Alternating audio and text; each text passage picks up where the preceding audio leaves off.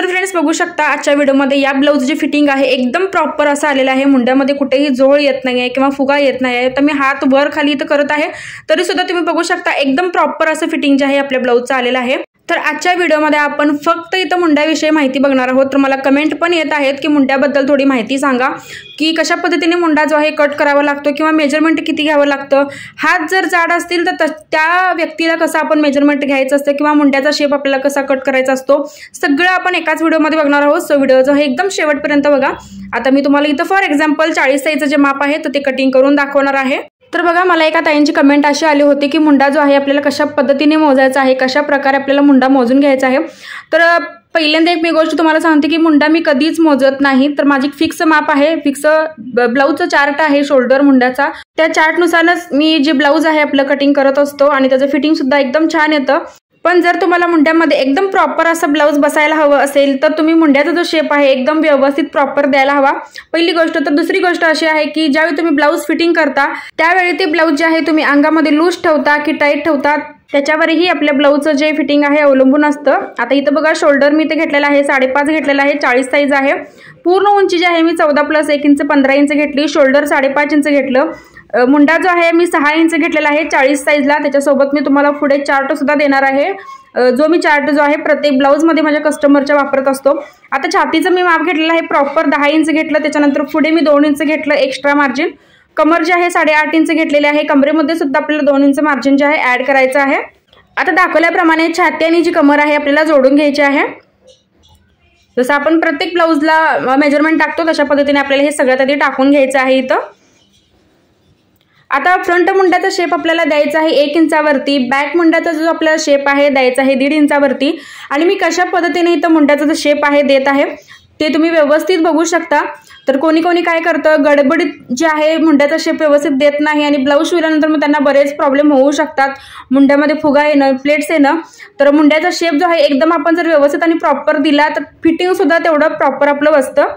आता जिथं मी तर 10 इंच घेतलं होतं छातीचं माप तिथपर्यंतच आपल्याला मुंड्याचा जो शेप आहे तो स्टॉप करायचा आहे, त्याच्या पुढे आपल्याला तो जो शेप आहे तो घ्यायचा नाही, कारण पुढे आपलं जे मार्जिन आहे तर ते फिटिंगचं असतं।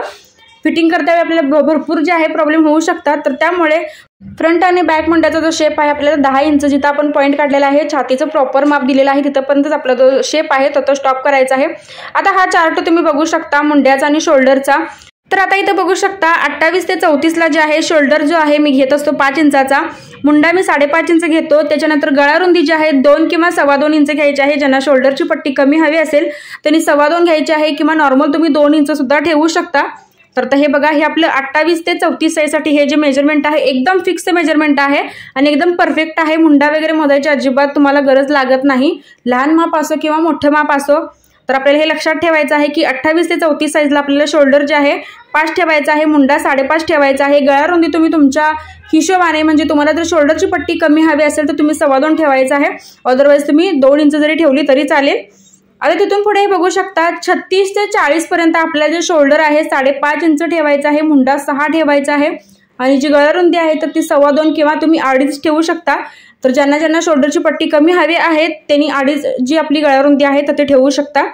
तर या मापानुसार जर तुम्ही कटिंग केला तर तुम्हाला मुंडा वगैरे मोजायची काहीच गरज लागत नाही। तर हे बघू शकता परत एकदा मी तुम्हाला सांगते 36 ते 40चं जे माप असतं 36, 38, 40 पर्यंत जे हे माप असतं त्यांना तुम्ही शोल्डर जे आहे 5.5 ठेवायचा आहे, मुंडा 6 ठेवायचा आहे, त्याच्यानंतर गळा रुंदी तुम्ही 2 किंवा 2.5 ठेवू शकता।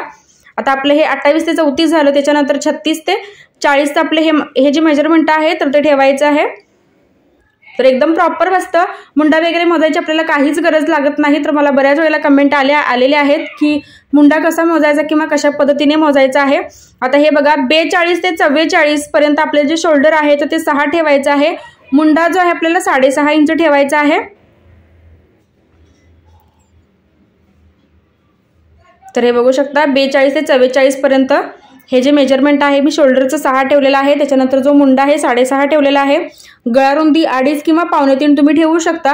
आता हे जे मेजरमेंट आहेत हे तिन्ही जे मेजरमेंट आहेत आपल्या रेग्युलरच्या वापरातले आहेत, म्हणजे कस्टमरचे नेहमी आपल्याला ब्लाऊज येत असतात, वेगवेगळ्या प्रकारचे ब्लाऊज येत असतात, लहान माप असतं, मोठं माप असतं।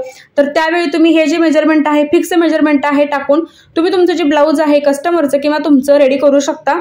आता बऱ्याच वेळेला जे कस्टमर आहेत तर ते आपल्याला असे बघायला मिळतात की त्यांचे हात खूप जाड असतात. शोल्डर आणि कमरेचा जो भाग आहे तर तो कमी असतो आणि हाताचं जे त्यांचं पोर्शन असतं किंवा शोल्डरचं पोर्शन असतं तर ते एकदम हेवी असतं, हात खूप जाड असतात. तर तशा लोकांना आपल्याला मुंड्याचा जो शेप आहे तर तो कसा द्यायचा आहे, तर त्यांना जर आपण नॉर्मली असा शेप दिला तर काय होतं, मुंड्यामध्ये ब्लाऊज टाईट होतो आणि शोल्डर पडण्याचे जे चान्सेस आहेत तर ते भरपूर असतात. तर आता हे बघा, आपण याला सुद्धा एक शेप बघणार आहोत. तर आता माझे 2-3 कस्टमर असे सुद्धा आहेत ज्यांच्या हाताचं जे पोर्शन आहे तर ते एकदम जाड आहे आणि छातीचं आणि कमरेचं जे पोर्शन आहे नॉर्मल आहे, म्हणजे 10 इंचाचा आहे, पण हात खूप हेवी आहेत त्यांचे. तर तशा लेडीजना आपण काय करायचं आहे, थोड्याच इथं मुंड्याचा शेप आहे आपल्याला चेंज करायचा आहे. म्हणजे इथं बघू शकता आहे तसा आपण शेप ठेवायचा आहे. आता फॉर एक्झाम्पल मी तुम्हाला इथं 40 साईजचं सांगते. तर माझे भरपूर असे कस्टमर आहेत, पण 40 साईजचं जे माझ्याकडे नेहमी रेग्युलर कस्टमरचं जे ब्लाऊज येतं शिवायला तर त्यांचा हा प्रॉब्लेम येतो. म्हणजे त्यांचं छातीचं जे माप आहे 10 इंच आहे, कमरेचं माप 8.5 किंवा 8 इंच आहे. म्हणजे छाती आणि कमरेचं पोर्शन जे आहे मीडियम आहे, पण त्यांचे हात जे आहेत खूप जाड आहेत. नॉर्मल लेडीजपेक्षा सुद्धा त्यांचे जे हात आहेत तर ते खूप हेवी आहेत. तर त्यांना मी जी नेहमी ट्रिक आहे तर ती वापरत असतो आणि नेहमी त्यांचं जे कटिंग आहे मी अशा पद्धतीने करत असतो. तर त्यांना ते व्यवस्थित जे ब्लाऊज आहे फिटिंगला व्यवस्थित बसतं. तर बघा, आपल्याला काय करायचं आहे, जो आपला मुंडा आहे अर्धा इंच खाली डाऊन करायचा आहे. बॅक साईडचा मुंडा जो आहे आपल्याला अर्धा इंच डाऊन करायचा आहे. त्याच्यामुळे काय होतं बघा, एकतर आपली मुंड्याची जी साईज आहे तर ती वाढते आणि त्याच्यानंतर काय होतं की ब्लाऊज एकदम परफेक्ट बसतं. मुंड्यामध्ये जर टाईट होत असेल तर अर्धा इंचाने जो मुंडा आहे आपला दोन्ही साईडचा वाढतो. तर त्याच्यामुळे आपलं जे काकेमध्ये जे आहे ब्लाऊज एकदम व्यवस्थित बसतं. शोल्डर सुद्धा व्यवस्थित बसतं. जर काकेमध्ये तुमचं ब्लाऊज व्यवस्थित बसलं तर शोल्डर सुद्धा ते एकदम व्यवस्थित बसतं. त्याच्यानंतर फ्रंटच्या मुंड्याला सुद्धा आपण हे जो आपला बॅकचा मुंडा आहे तर तो जॉईंट करायचा आहे. आता इथं बघा, अर्धा इंच मी मुंडा जो आहे डाऊन केला. त्याच्यानंतर फ्रंटचा सुद्धा मुंडा मी त्याला जॉईंट केलेला आहे. अशा पद्धतीने ज्यांचे हात जर जाड असतील तर त्यांना तुम्ही मुंड्याचा जो शेप आहे अशा पद्धतीने देऊ शकता, एकदम व्यवस्थित बसतं. आणि बघा, मुंड्याच्या खाली जो घोळ किंवा चुन्या येत असतात किंवा फुगे येत असतात तर ते अजिबात येत नाही जर तुम्ही अशा पद्धतीने केलात तर हेवी साईज ब्लाऊजला. आणि माप जर एकदम नॉर्मल असेल, म्हणजे हात, कमर, छाती वगैरे व्यवस्थित असेल, हेवी नसेल, तर मी पहिल्यांदा ज्यावेळी मुंडाचा शेप तुम्हाला काढून दाखवला होता, फ्रंट 1 आणि बॅक जो आहे 1.5 इंचावरती शेप दाखवला होता, तर त्या पद्धतीनेच तुम्ही कट करायचा आहे.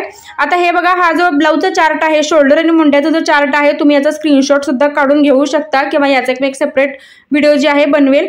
तो फ्रेंड्स, आजचा व्हिडिओ तुम्हाला कसा वाटला कमेंटमध्ये नक्कीच सांगा. काय डाऊट असतील तर तेही तुम्ही मला कमेंटमध्ये विचारू शकता.